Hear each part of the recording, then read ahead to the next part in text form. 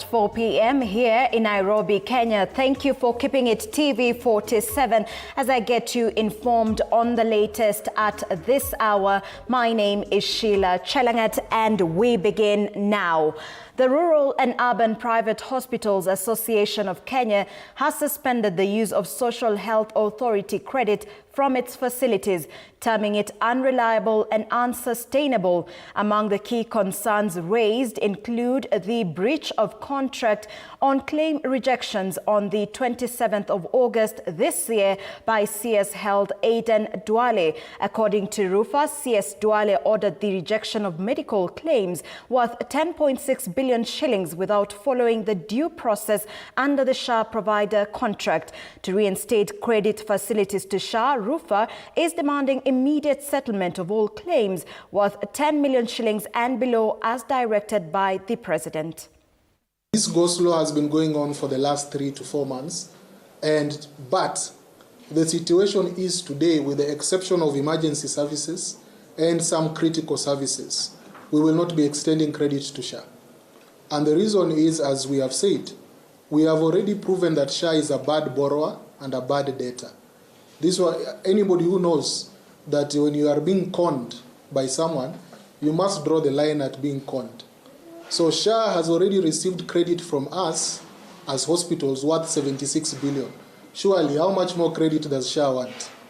And then the only thing we have reaped from SHA is the minister going out there to call hospitals cartels, fraudsters, thieves. You know, while hospitals have been supporting him to deliver his mandate, all he does is call them thieves and cartels. So we have said enough is enough. And Interior CS Kipchumba Murkomen has assured the country that the Kenya-Somali border is safe and secure, and reports of cross-border incursions in Mandera County are false. The CS added that threats from Al-Shabaab militants have largely been contained through the sustained efforts of a multi-agency team along our common border with Somalia. The CS added that the security agencies remain vigilant to stop conflicts from spilling into the country from Somalia. The CS has assured the country that the Kenya-Somali border is safe and secure, and reports of cross-border incursions in Mandera County are false. Na nimesema ya kwamba machiefs wote wa kutoka frontier counties ambao wako tayari kusajiliwa ili wakuwe na bunduki rasmi ya serikali, tuko tayari kufanya hivyo, kuwapatia ndio wajilinde na walinde mji yao. Kwa sababu ya challenges ndugu zetu wako njirani, hiyo challenge saa zingine inatufikia sisi wa Kenya na haswa ndugu zetu wa Mandera. Hiyo imethibitiwa sasa na ofisa wetu ya serikali, na tutaendelea kudhibiti kuhakikisha kwamba nchi yetu iko salama na haijawahi kuingiliwa na isiweze kuingiliwa na majirani ambayo wanabeba silaha ama kuumiza wananchi. That does not mean we have a problem with our neighbors. We have a very good working relationship with the government of Somalia, and it's our responsibility to ensure that we foster that relationship, because God gave us a neighbor and we must live with our neighbor in a very good way, in a collaborative manner and as a team.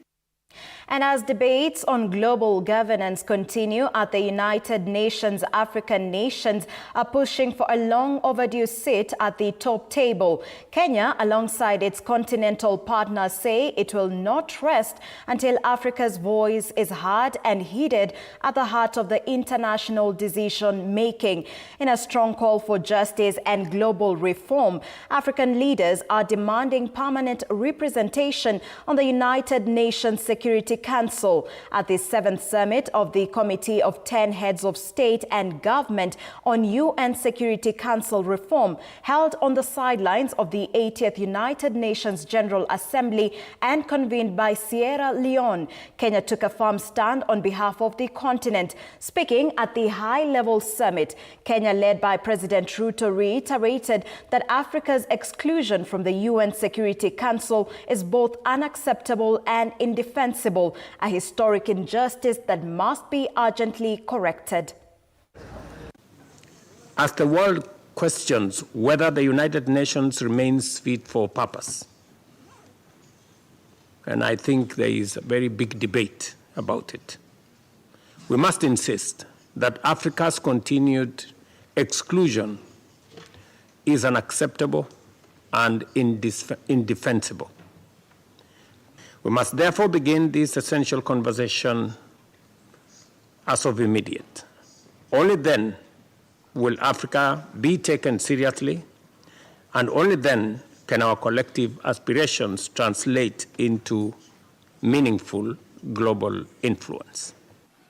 Our greatest achievement has been our unity.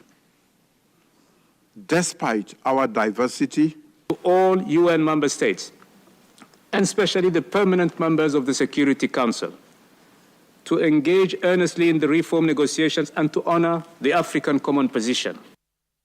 And back to the country, over 600 former employees of Standard Chartered Bank Kenya have accused the bank and its pension trustees of defying a Supreme Court ruling in a long-standing pension dispute in the demand letter on Monday. The retirees, known as non-629 members, claim the bank has selectively compensated only 629 retirees, despite a September 5th Supreme Court ruling that found the bank used the wrong actuarial formula when transitioning staff to a new pension scheme back in 1999.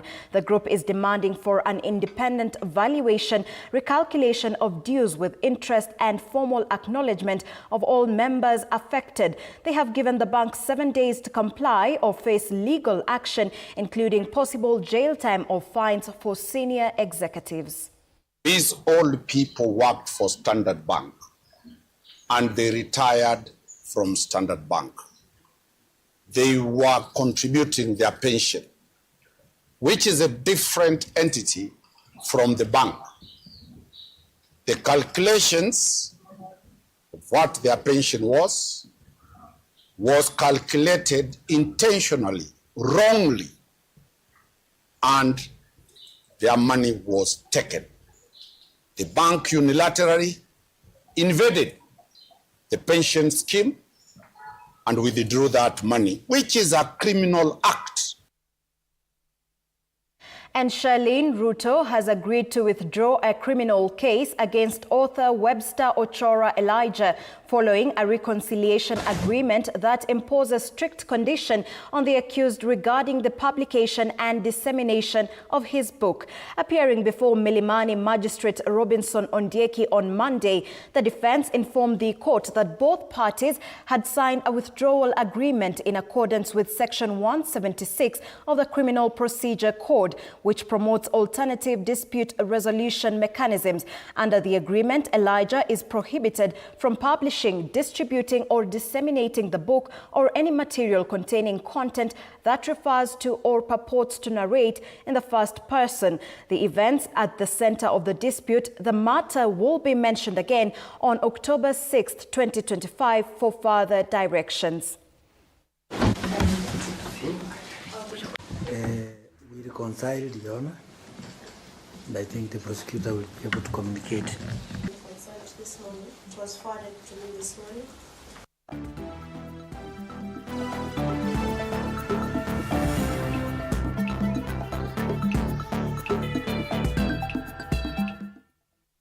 The national under-20 ladies soccer team were forced to settle for a 1-1 draw against Ethiopia in an enticing FIFA World Cup qualifier that played in Addis Ababa. The Jacqueline Juma-led side took the lead just 37 seconds into the match through a strike from Elizabeth Mideva before a costly mistake from Kenya's shot stopper resulted in an equalizer from the home side. The Starlets will now be banking on home advantage come the second leg on Sunday at the Ulinzi Sports Complex, with the team keen on making history by becoming the second ever Kenyan side to make a World Cup appearance.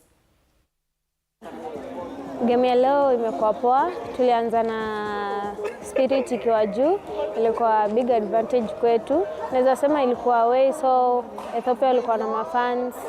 Kila kitu ilikuwa advantage kwao, but ilikuwa disadvantage. Naweza sema ilikuwa disadvantage kwetu juu tuko away, but I thank God tulifunga first goal, but naweza sema it was bad to us, ikishaisha tu waka equalize, but na believe na niko na hope venye tunaenda pia sisi kuwa na advantage kwetu cause tutakuwa na mafans. God due tuko na away goal which is a plus for us, but again home lazima tu work on specifically our defense line. Tumeona kulikuwa na a lot of penetration passes, and again pia our forwards in terms of join up, in terms of cross ball. So we have still a lot of things that we've analyzed from this game that we'll probably work on next week. And two-time defending champion of the PGK Equator Tour challenger Greg Snow outclassed challenger and veteran Dismas Indiza to clinch his third consecutive tour crown. The two were forced to battle through 4 intense rounds, finishing tied with an overall score of +1 each, pushing the tournament into a thrilling playoff in the 18th hole. Uganda's Gaita Rodel secured a strong third-place finish, while Mutahi Kibugi tied for 4th place alongside Isaiah Otuke and Mohit Medirata, showcasing a deep pool of talented professionals competing at the highest level. It's hard to win 1, it's hard to win 2, it's even harder to win 3. So I'm really proud of myself. Without this, my caddy, obviously, Saidi, my golf coach, Johnny Lim, without really set any goals, just to play as good as I can and consistently every week is my main goal. Just try and have consistent rounds of golf. If I have a bad round, I try and subsidize it to like a good round. So no really goals. Now my goal is going to be now to try win every event now going in. Of course, more of those stories in our subsequent bulletins at 7 p.m. and 9 p.m. Do stand by for that. My name is Sheilar Chelagat. Do enjoy the rest of your viewership. Good afternoon.